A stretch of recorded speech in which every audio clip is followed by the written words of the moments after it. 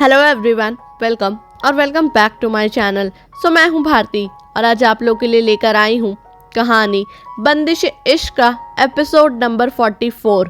तो चलिए ज़्यादा बातें ना करते हुए हम कहानी के अगले भाग की तरफ बढ़ते हैं। मृगांका बाहर खड़ी होकर कुछ देर पहले हुए हादसे के बाद खुद को शांत करने की कोशिश कर रही थी। तभी उसका फ़ोन बजा। उसने अपना फ़ोन जेब से बाहर निकाला तो अननोन नंबर देख वो असमंजस में पड़ गई। जैसे ही उसने कॉल उठाया, दूसरी तरफ से मुकुंद की बेबस भरी आवाज आई, दीदी। ये सुन मृगांका का मन बेचैन हो उठा।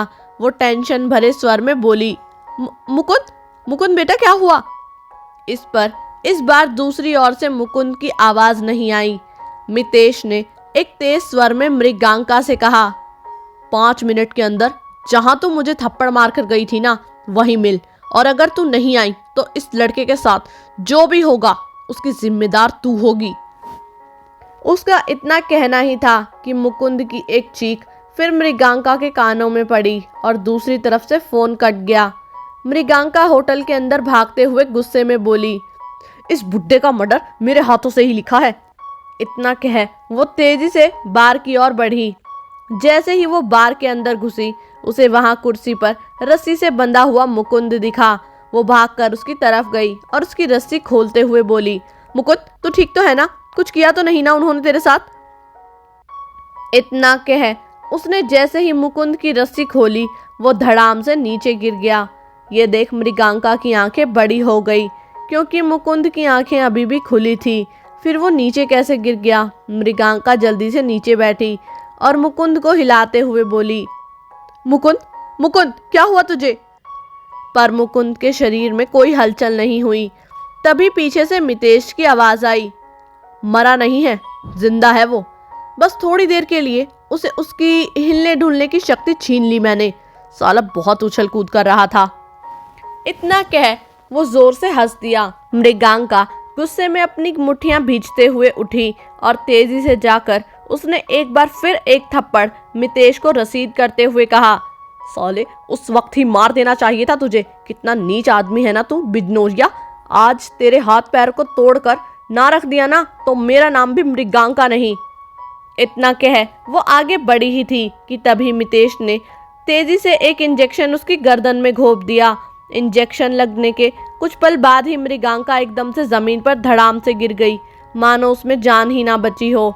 उसकी केवल आंखें खुली थी। मितेश नीचे बैठा और मृगांका को एक तेज थप्पड़ लगाते हुए बोला, साली हरामजादी, मुझे मारने की धमकी दे रही थी? मितेश बिजनोरिया को? मेरे सामने औकात क्या है तेरी? तेरे जैसी हजारों लड़कियों को मैं अपनी जुत्ती के नीचे रखता हूँ और तू 2 कौड़ी की लड़की मेरे को औकात बता रही है। अब तू देख कि बिजनोरिया से भिड़ने का क्या अंजाम होता है।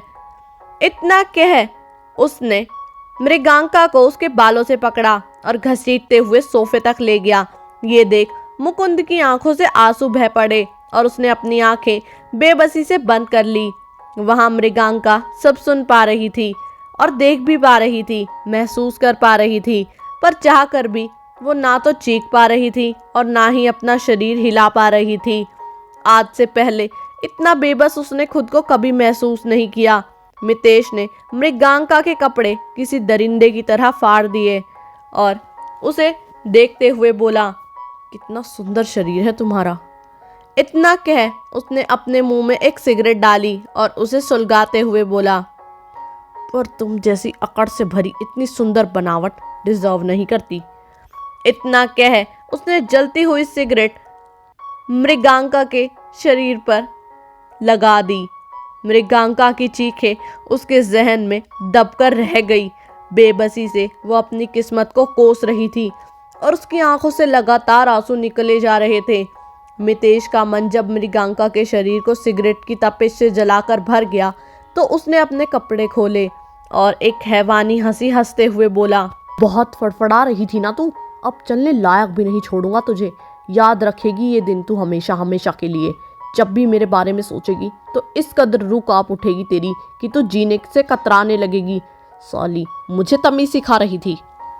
इतना कह वो बेतरबी ढंग से मृगांका के ऊपर चढ़ हैवानियत की हदें पार करने लगा। इस वक्त मृगांका चाह रही थी कि उसे बस मौत आ जाए। आज उसे इस जिंदगी से सगी मौत लग रही थी। वो बस किसी जिंदा लाश की तरह वहां पड़ी रही और मितेश उसके शरीर को घंटों तक रौंदता रहा। जब उसका मन भर गया तो वो उठा, उसके चेहरे पर एक बोतल से शराब फेंकते हुए बोला, शुक्र मनाओ कि इस बोतल में एसिड नहीं है, पर फिर भी कितना बुरा हुआ ना तुम्हारे साथ। देखा, अगर पहले मान जाती तो ऐसा कुछ होता नहीं। बेचारी, वैसे तो मैं यही मार सकता था तुझे, पर मैं चाहता हूँ कि जब तुम खुद को आईने में देखो तो तुम्हें खुद की जान लेने पर मजबूर होना पड़े। असल मायने में मेरी जीत तो तभी होगी, है ना मेरी प्यारी इंडिपेंडेंट वुमेन मृगांका। इतना कह उसने एक लात मृगांका को मारी और फिर मुकुंद की तरफ बढ़ गया। वो मुकुंद के पास जाते हुए बोला, हुस्न तो तेरे पास भी बहुत है लड़के, अब तू मेरी प्यास बुझाएगा। ये सुन मुकुंद की आंखें एकदम से बड़ी हो गई। उसने अपने हाथ पैर मारने की लाख कोशिशें की, पर मितेश उसके शरीर को भी उसी तरह कचोटता गया। कुछ देर बाद वो वहां से उठा और उन दोनों पर एक नज़र डाल मुस्कुराते हुए बाहर की तरफ निकल गया और पीछे छोड़ गया दो बेजान शरीर। जहां मृगांका अभी भी खुली आंखों से छत को निहार रही थी, वहीं मुकुंद बेहोश सा जमीन पर पड़ा था। मितेश बिजनौरिया एक इंसान तो वाकई नहीं था। हैवानियत की इस तरह हदें पार तो खुद हैवान ने भी नहीं की होंगी।